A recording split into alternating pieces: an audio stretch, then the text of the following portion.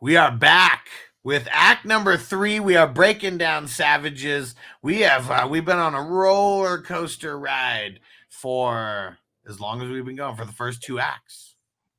Last time on Silver Screen Breakdown, Ben and Chon, they are fighting back. Ophelia gets taken from them. They have to raise money now, 15 mil, to be able to get her. And what better way to get some money than to jack the cartel, the same people that have kidnapped her. They take them for 3 mil. They do not know that it is them. Benicio del Toro is the only one who really thinks that it's them. And now we get to the part where this is a big twist. Lado, aka Benicio del Toro, goes to Dennis's house. Goes to his house. Who knows how often his casa. I'm assuming this is the first time this has ever happened. Dennis is spooked. He's fucking spooked. And because he knows exactly who he is. Yeah. Well, he's supposed to be, because here's the thing is, I bet you, like, for Dennis, he thinks only she is aware that he works with her. You know what I mean? Yeah. Only Helena knows. You know what I mean? And of course, he knows who all they are, because he's over there fronting with the DA, right? Yeah, like with the whole spider web pictures and everything. They know who everybody is. You know what I'm saying? Oh, he said, "What's the lead Mexican dude's name?" Okay, I thought you were talking about Benicio del Toro. I mean, I guess he's the hitman, but yeah, Azul, he's the one who's. It's like he's the head of one cartel, and Elena is Salma Hayek is the head of the other. The other one, yeah. And so now Dennis pretty much promises him that he's going to get him a bunch of information, and then starts talking about Azul and this and that, and how Elena's going down, and how you need to be on the winning side of things, and all this and that, and you need me, and he lets him live. He lets him live. I would assume he got the word not to. I mean, you know what I mean? Because that's one of the things when I was like, I'm like, why? What was this whole thing to go in there to begin with? Then just to like get him in lock. Well, they've been in cahoots. I think that's what they. Yeah, for sure that. But I'm just saying that's why he went there. He didn't go there to kill him necessarily, but if he didn't like what he had to say, he might have. That's probably what it is then. He's like, nah. Because he knows Elena, we're good. Because Elena said something to Benicio del Toro, right after they dropped off what's her name over there, and but there was something there. Like Elena's hella pissed at Lado right now, Benicio del Toro, and I think he knows that, and that's why he went to go see Dennis. Lado, fuck Lado. I get your 7 digits from your mama for $1 tomorrow. Oh.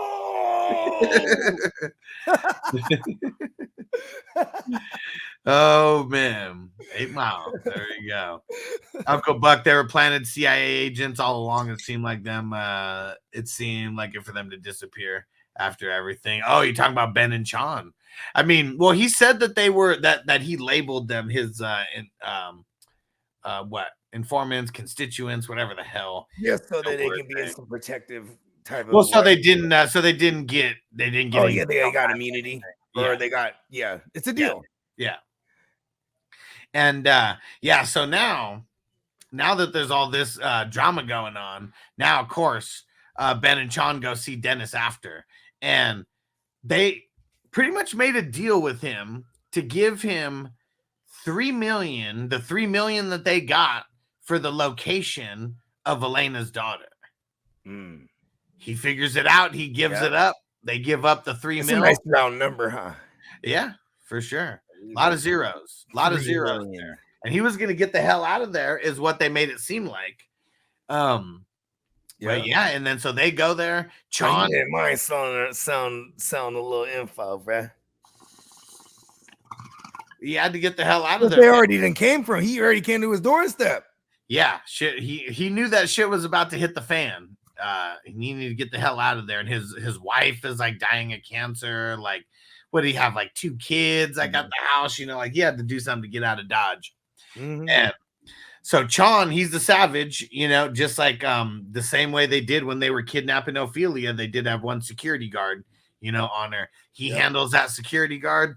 They go into their apartment and they come out with her. Yeah. Savages. They send, however they've been communicating this entire time. Now they send, the Zoom link to them. And her daughter. StreamYard. They send him the StreamYard link. Hit the countdown. And, oh man! And then you see them; they're all masked up. They're all masked up. So now you know that it's them because now they're wearing the same masks from before. So you let them know it was them who jacked them. And now we got your daughter, and she's in a freezer right now. And Salma Hayek goes crazy. Was like, told you they'd come after me. Like slaps the shit out of her. Get out of here! Slap the shit out of that bitch. Shut the fuck up. Oh, she was ready to kill her because now she knows. Like now, she's not the authority. Like right now, like now she's on the defense, not playing offense, and she probably never wanted to kill Ophelia until that point. And like now she couldn't. Now she can't. Yeah, she was just basically a bargain chip or a leverage piece, and now the leverage is gone because this is her, the heir to the throne. You know what I mean? Now you're fucking with someone's child. You know what I mean? And even though her daughter hates her, it doesn't matter. Now she really hates her, huh? Yeah, damn it, Mom! Got me fucked up in some shit now. Got me in the freezer. Yeah, and you know what? And that's when he showed her what happened. It was like after she felt like really good, like, oh, now they're coming for me. You know, I heard like nowadays too, like they be chipping them motherfuckers now, bro. You know what I'm talking about? I don't know what you're talking about. Like they'll chip the motherfuckers like they're children. Oh yeah. Yeah, like how they do it for dogs and shit. Yeah. But actual, not just for identification purposes. Like right. Yeah, this is a motherfucking track and shit. They got you know what I mean? And this was probably, I mean, just this scene in general is the most savage shit I feel still throughout the entire movie. I mean, showing her the video of what he did to her while she was drugged up, and she like spits on his face, and he like just wipes it all off and like licks it and shit. Like he's a freak. Then takes her hair, wipes the rest of the shit like off his face, like pushes her away. It's like, man, savage. Savage. I mean, shit, who knows what the fuck she's like? No wonder I woke up and my ass fucking hurt. And this is where, I mean, it's all going down like right away. Like we already know. Like you're meeting at a location that we say they both got sniper teams, in the mountains. Like right now, they're out in the middle of fucking nowhere. Like I mean, hell yeah. I mean, they already knew what the shit they're dealing with. You know what I mean? Like this time around, they're not gonna, they're like, fuck, they got deltas, savages. Yeah, and they got Navy SEALs and shit, bro. Yep, they got the dudes up looking at the binoculars and everything. Like, all right, we got a couple snipers on the other side, so they already know what's up as they're driving into this. And you see, you already see the van or the SUV pull up for Elena and Lado, Benicio del Toro. They have no idea what's going to happen. Like right now, they're definitely like all shitting themselves. And not Ben, I mean, or not Chon.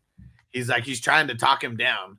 And it's funny because like going into this is like he almost gives like a smile when he's in there. Like there was another note that I took. Like it's one of the times where he seems like happy. I don't know. It's right before a big operation is about to go down. Maybe that's when he's at his happiest. I mean, like, there's a certain perversion to that character. You know what I mean? He probably gets off on this type of shit. You know what I mean? Yeah, it's like the next mission, and this is the mission to bring. I mean, I don't know how many days it's actually been. It seems like this is all happening within like a 4-day span, something like that. She probably stinks a lot. I mean, there's no running water, nothing. We get the standoff here. So it's Benicio del Toro and Elena on one side with O, and then they got her daughter on the other side. And then it's it's supposed to be just like a quick like exchange. Like for this, she throws O over there, he goes first. They throw her back, over there, not literally throw, but just like let him go. the daughter's hella pissed because she already hates her. Like, oh, look what you did again, Mom. Red Rover. Send Ophelia right over.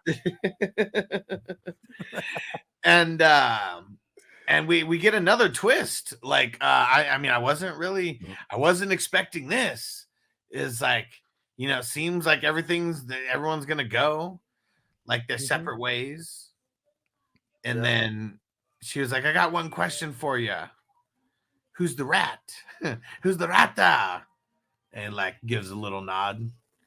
Turns around, Benicio del Toro. Bow. Then it just turns into a full gunfight. Like right there. I don't even know why it turned into a full gunfight, because like once Elena was dead, I mean, I know people would have started shooting him, like from Elena's crew. Yeah.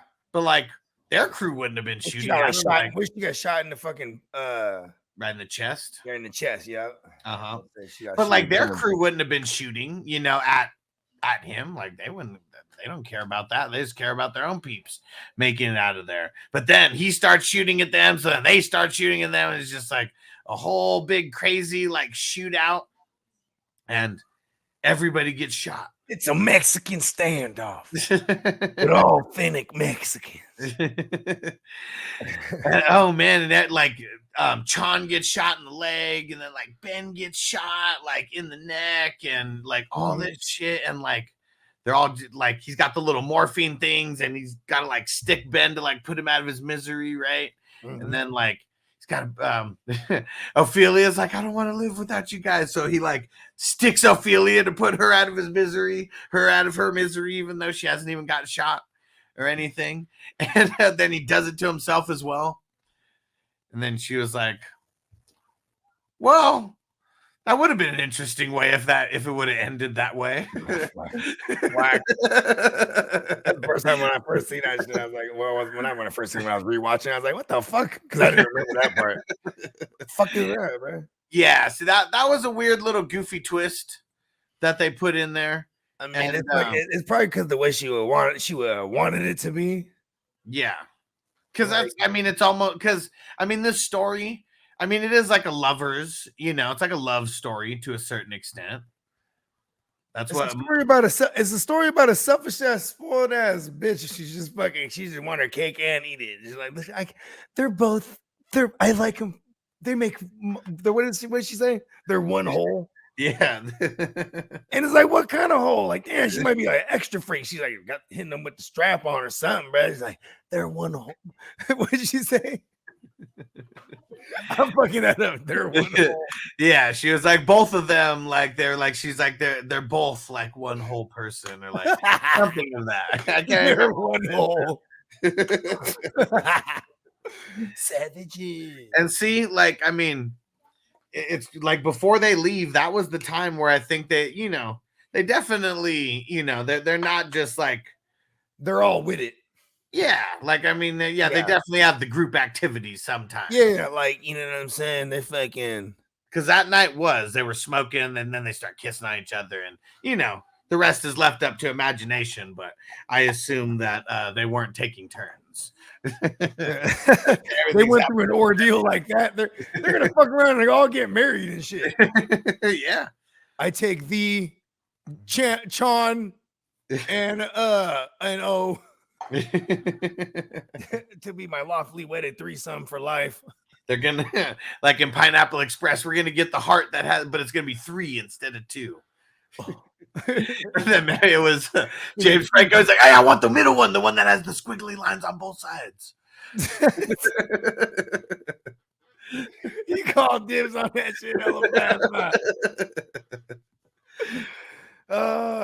I mean, see, and you know what's funny is like, see, Will Ferrell, he does the same thing like all they do, only he's just like, fuck, I'm just gonna tongue a man down. Yeah, we're not gonna talk about it. We're gonna they'll go for like 20 minutes talking this. You know, babe. That's just funny. What's funny about this last part, I mean, I wonder if this was something that happened in the book, or I wonder if this was like Oliver Stone who like put this in, you know, because like he did get to film 2 endings and put 2 endings into a movie. Like, that is pretty cool, for that, sort of, instead of having like an alternate ending on like the DVD or whatever. So he did get to where his love story got to finish as a love story. They're all dying and about to die, and they're all like holding each other or whatever, and you see the beach and everything, and then it's like, and then it just goes in reverse, and you see everything go back, and then go right back to the beginning part of it, where this whole Mexican standoff with authentic Mexicans happens. Yeah. And yeah, it's way different than what happens the way that she was imagining it. It's a bust, is like what this all ends up being. It's like a bust of like the head of a major cartel, and the DEA's busting them. The D's, they got her on American soil. Yep, finally, right? Yep. And like, I don't know if maybe they're in the reservation right now. I'm assuming not, because they got to pick the location. Yep. So I'm assuming it's specifically not on a reservation somewhere, just for that reason alone. And the daughter again, really pissed. I mean, the mom, the first thing she does, she takes off her fat ass necklace, gives it to the daughter, because that's just about to get jacked if you go down with it. And they get O back. Benicio del Toro, now he's a quote unquote, I'm assuming he's an informant, or goes down as an informant for Dennis, and that's how you talking about Lado? Yep, Lado. Yep. And so that's why nothing really happens to him. That's why he said it's about to go down on y'all. You're gonna need me, bro. Yeah, you better choose the right side. And that's when you kind of get a glimmer into like the future or whatever, and then that's when you see Benicio del Toro, Lado, and his his front life in Mexico, like watching his son play like baseball and shit. And they say Ben and Chon, because they're him and everybody up, right now, like literally everybody who's there. And then they say that Dennis said that they were informants or whatever. I don't know what word they actually say, because I don't know if they said informants or not, but then that they didn't come up on any charges for any of their doings in this crazy caper. They only kidnapped they only kidnapped someone, but it was a cartel princess, so that's what's crazy, is they overlooked the kidnapping. It was anything to get old girl on American soil, you know what I mean? She was already coming through. Yeah. You know what I'm saying? Yeah, and you never know with some of these, like how far are these guys willing to go, to catch the big fish, because that's what it's all about, right? They're not, even Ben and Chon, like they're small fish. They're, they're making millions. Yeah. Right. In Laguna. They're in Laguna, and then we're more concerned about the opioid problem in Laguna. Shit, they're making millions, but that cartel is making billions, so either way, that's the big fish in the great. Yeah, that's like world affecting money, you know what I mean? Oh yeah, because they're dealing with California, and they're sending packs off like here and there, but like how far is the reach of that cartel? Every city in America that they're running shit to. Yeah, they're about to have every city in America and fucking overseas and shit like that with that Afghani thing. Oh yeah, that's what they wanted, right? And that's what Dennis said, is like, they're Walmart, okay? Like, what's wrong? They're trying to have a Ben and Chon, aisle in their Walmart. Yeah. It sounds good. Yeah. What up, Peacock? Peacock. What up? Salma Hayek, man, she's just, I'm just always in forever seared into my mind as a motherfucking the Dust Till Dawn. Yeah, for sure. Yeah. She said she was very like skeptical and self-conscious to like. They're like, he was like, here, pop this ecstasy then. Because it's not that he had to talk her into it, but she said there were so many times where she was feeling self-conscious, like she wasn't tough enough to like be this gangster chick, be the head of it all. Oh, okay. I thought you meant just being like damn near naked and doing some like striptease shit. No. I'm talking about in this movie, her being, Yeah. you know, the head of the cartel. She was self-conscious about not being, you know, not being tough enough to be that person. You know what's crazy about that too is like, I guess like in a sense too is like the scariest, how about this? The scariest villain to me in Power was Jefe. Yeah. Because it's like, of course, like any of those people in power in the cartels that have all the money, they could just be like, yeah, let's go fucking kill their whole family and this and that. You know what I mean? You can just snap your fingers and have it done, right? But like a guy that'll make you fellatiate him, you know what I mean? Yeah. Yeah, that guy's terrifying. Yeah, for sure. For sure. You know?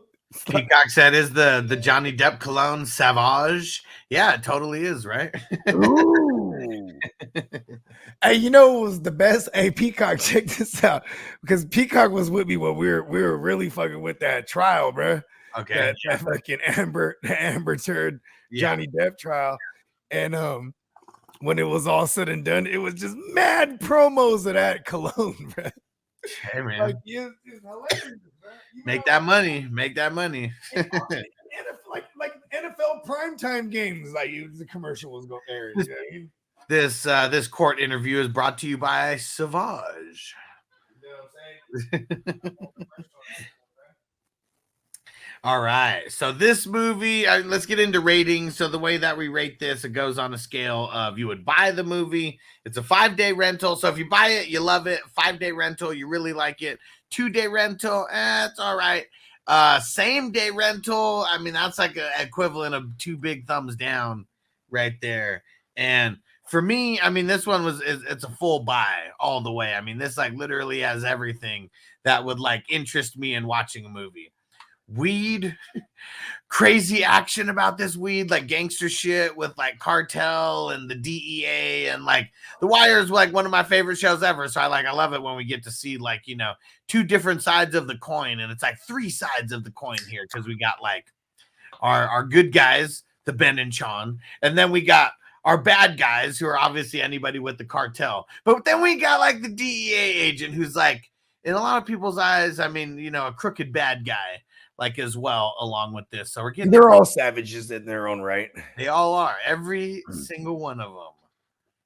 What's the rating again? Because I like pretty much like it's funny because we're kind of biased. Like we do like movies that we like really like. You know what I mean? At least so, that's like, and then a lot of the other dealers. You know, we do dealer's choice a lot. You know what I mean? Or at least not a lot. We've done like one time. You know what I mean? And I really appreciated the ones that Nelly picked, because then it made me like, yeah, I would own that shit. Like it actually, like, you know, watching something for the first time, you're like, oh, this is really good.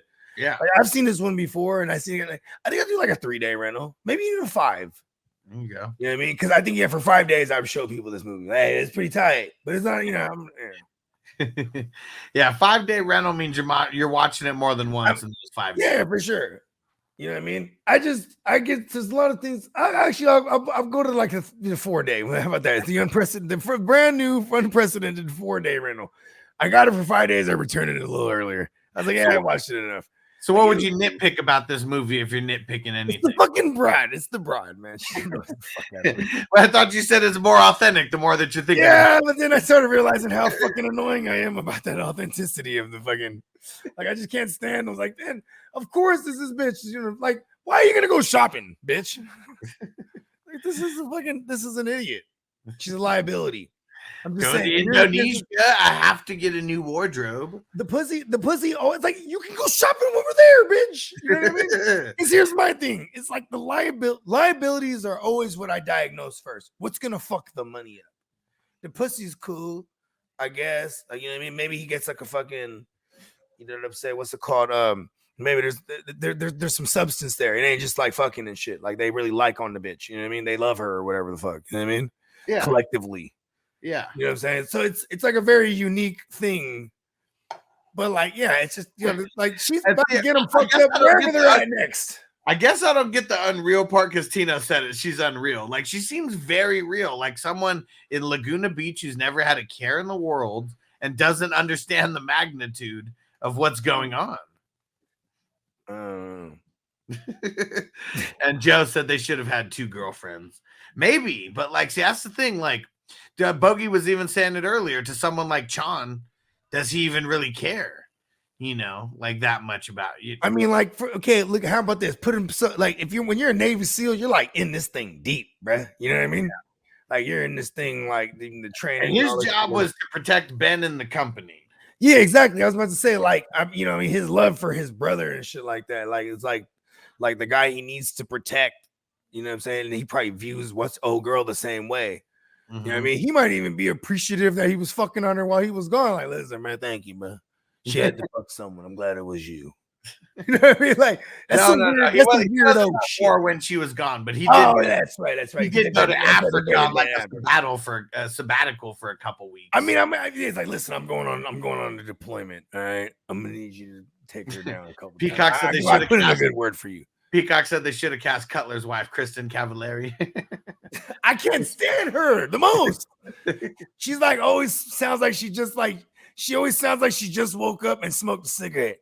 Nah, she got a raspy ass voice. I mean, I guess I kind of sound the same way, but like this bitch is just fucking. I can't stand the Cavallari, man. Can't stand none of those bitches. My girl used to love that shit.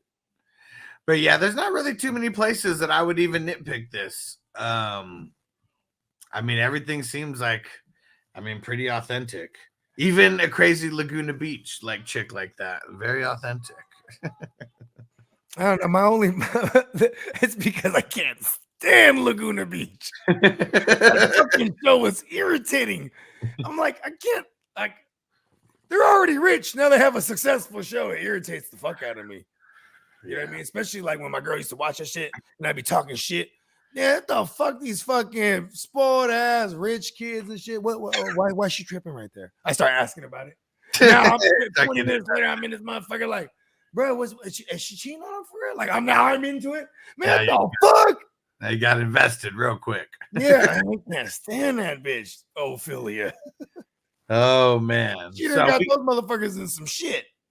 We got a nice slate of movies that's coming up through the end of the year. We got The Cell that's coming up next week. That's Dealer's Choice from Peacock and the 420 crew. So Peacock picked 2 movies, and then the 420 crew voted, and the 420 crew has spoken. The Cell got more votes than Memento.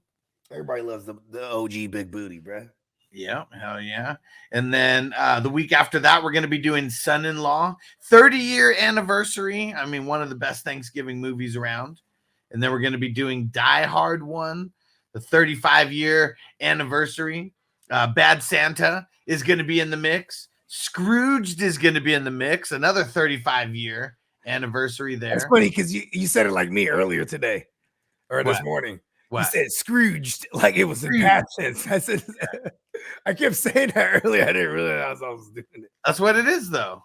Oh, it's not just Scrooge. Oh, because it's the new version. Oh, yeah. Yeah. I never noticed that. Yeah. No wonder I kept saying it. So I was saying it the right way. Yeah. Yep. I was on whatever old girl drank. You know what I mean? Yeah. And then The Night Before, that one's going to be one. I think we're going to do that one the closest to Christmas. And then Money Train, that's going to be the last one of the year. That movie takes place. Yeah, Woody Harrelson and Wesley Snipes is the movie and J-Lo. So we got 2 J-Lo movies that are going to be going down throughout the rest of the year here. This is going to be good. Yeah, Peacock, and check your schedule to see if you got anything going. You can let me know which week we can do that. Yeah, we'll get flexible. One of the first 3 Fridays of December. TS said Bad Santa is a Christmas staple for me. I had Christmas Vacation every year. Christmas Vacation. Yeah. Hey, Tino. See, listen, I love Dealer's Choice, but I was like, if I'm gonna throw one in there, I'm throwing in Bad Santa. This is like 3 years in a row now. I finally got us to do it. We're doing it. This is only the second Christmas we've been doing movies. We did it 2021. No, we did a whole Christmas thing. Remember? And I don't think it was. Oh well, it was. It wasn't Silver Screen Breakdown. It was like Playmakers and shit. You know what I mean? Yeah. Like we were doing like bracketology on different joints. So exactly. We technically like even like all the movies we're listing, like they were all on the fucking bracketology. But like, yeah, I'm just saying. Oh yeah, and it was TS who said Bad Santa. That's what it was. Yeah. Who? TS is the person who left. I don't know what the TS stands for, but you said Tino, and then Tino's like, I didn't say. Oh yeah, Tino. Yeah. Shout out to TS. Peacock said Die Hard 2 way more of a Christmas movie than Die Hard Part 1. Oh man, about to spark up some controversy, Peacock. I mean, because I can't remember number 2 at all. He was really upset that like that the studio made him change the original name of Die Hard from Die Hard Christmas to Die Hard. Because that was the original name. Die Hard Christmas. Oh man. And I told that to my homie the other day. He's like, for real? I was like, nah. He really mad. He's like, for real? I can't believe that guy has succumbed to the peer pressure and actually said that it's a Christmas movie. Like 20 years later, 25 years later, whatever it was. You got to watch the full version of that interview, bro. Because if it was a Christmas movie, it should have came out around Christmas time, not in July. Yeah, but see, bro, okay. Well, when they say, oh my God, you see the new Bruce Willis movie, bro? It's so good. It's Christmas in July, bro.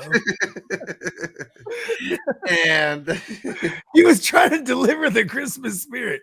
When I just hear the scorching heat. That's like school in summertime, man. No class. None at all.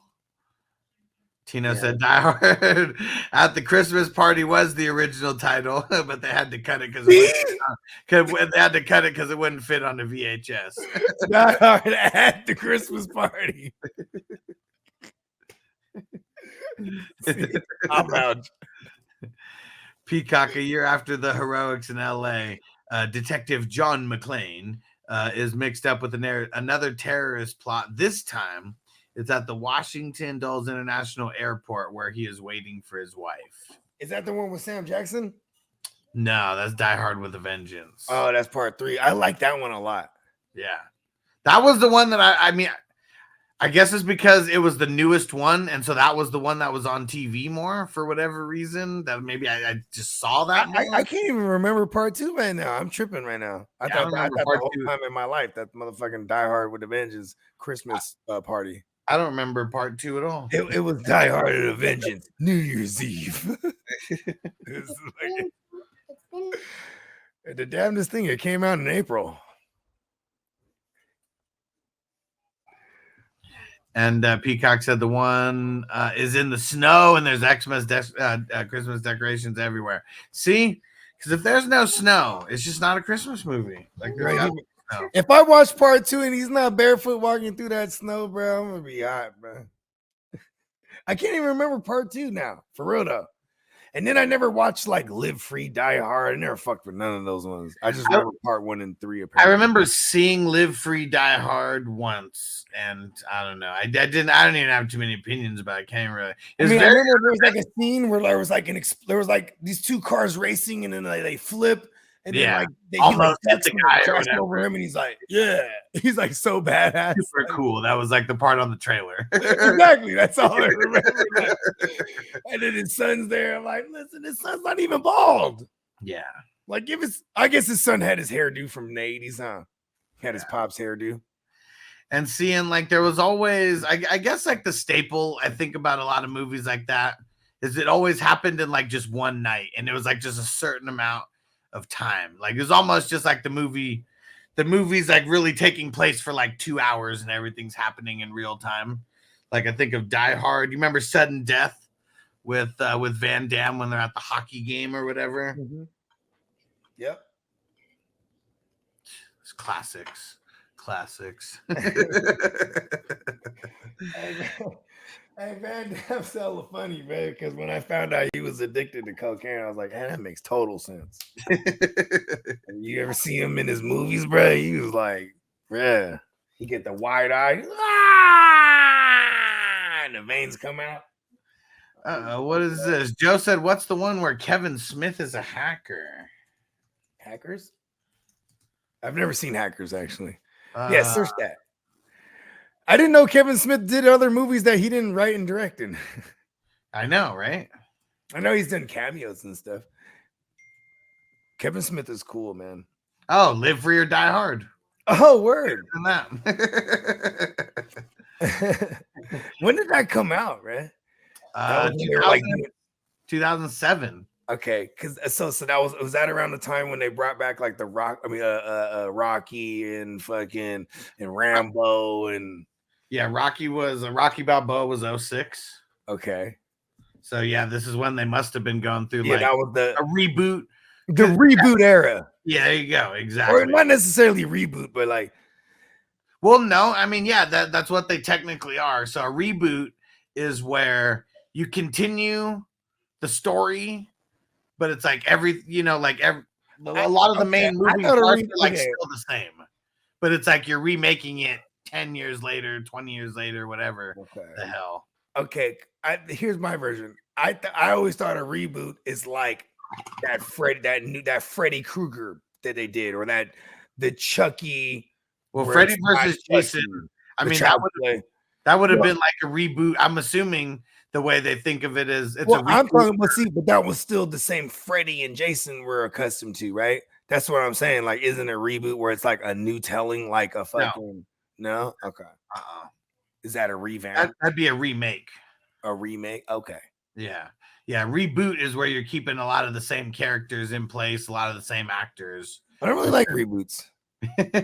I mean, that's all we're getting now, though. Like, I know, fuck those. It's like, it's like, oh, you know what? Like, it takes motherfuckers like our age, right? Like all of a sudden now we're the guys in those pitch meetings. It's like, you know what we need? Dumb and Dumber Part fucking 2, finally. Because when it was me, right? Because I was in 5th grade when the first one came out, and I'm like, you know what? Now that I'm working in Hollywood 20 years later, this is what we should do. Because when did that come out? 2013 or whatever? Yeah. It was like fucking 25 years later or whatever the fuck it was. The one thing that's kind of cool about the Scream movies is how, I mean, they're so meta that they explain the rules, and then they do talk about like the reboot and the franchise and like all that kind of stuff. Yeah, it just gives it like a built-in excuse to like explain away how you can just keep redoing this thing over and over again. Yeah. And then certain rules that one must abide by. All right.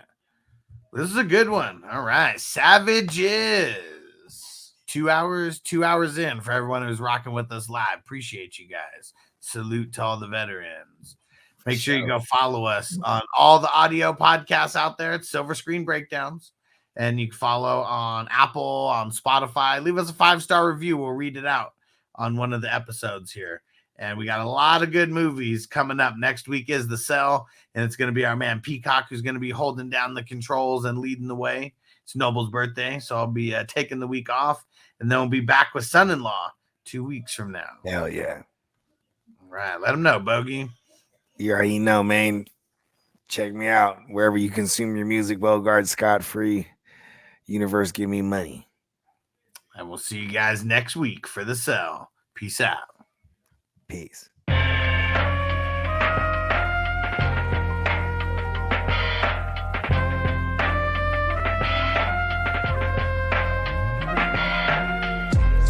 Silver screen, motion picture shit. This ain't a dream, we really live this shit. Don't intervene, yo, we with this shit.